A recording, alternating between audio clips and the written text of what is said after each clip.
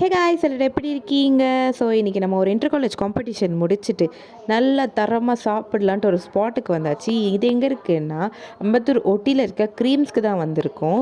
இங்கே ஆம்பியன்ஸ் எல்லாம் இப்போ தான் புதுசாக ரெனியூ பண்ணாங்க. ஸ்பாட் சும்மா தரமாக இருக்குது. நாங்கள் எப்போல்லாம் அட்டி போடணுனாலும் இந்த ஸ்பாட்டுக்கு வந்துடுவோம். இது எங்களுக்கு ரொம்ப மோஸ்ட் ஃபேவரட்டான ஒரு ஸ்பாட். பேசிக்காக இந்த ஸ்பாட் எனக்கு ரொம்ப கனெக்ட் ஆன ஒரு ஸ்பாட். நிறைய மெமரிஸ் இந்த ஷாப் ரொம்ப ஹோல்ட் பண்ணியிருக்கு. நம்ம ஆர்டர் கொடுத்து 15 மினிட்ஸ் கழித்து நம்ம ஆர்டர் வந்துச்சுன்னு கூப்பிட்டாங்க. நாங்கள் செம்ம பசியில் இருந்ததுனால ஓடி போய் வாங்கிட்டு வந்தாச்சு. நாங்கள் என்ன ஆர்டர் பண்ணியிருந்தோன்னா ஒரு பீட்சாவும் ஒரு ஒயிட் சாஸ் பாஸ்தாவும் ஆர்டர் பண்ணியிருந்தோம். இது ரெண்டும் சேர்த்து ஒரு 420 வந்துச்சு. ஃப்ரெண்ட்ஸை ரொம்ப நேரமாக வாங்க சாப்பிடலான்னு கூப்பிட்டு இருந்தேன். யாரும் வரா மாதிரி தெரில. சரி நம்மளாம் கூப்பிட்டா வர மாட்டாங்க, இவங்களை எப்படியாச்சும் இழுத்துட்டு போகணுன்ட்டு நான் கூட்டிகிட்டு வந்துட்டேன்.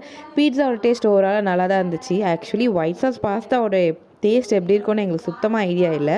நாங்கள் 250 கொடுத்து அதை வாங்கினோம். அந்த ப்ரைஸ்க்கு அது ஒர்த்தானோ எங்களுக்கு ஃபஸ்ட்டு தெரியல. அங்கே என்ன நினச்சா அது ரொம்ப கம்மியாக சர்வ் பண்ணுவாங்கன்ட்டு. பட் நல்லா தான் நான் நிறையவே கொடுத்துருந்தாங்க.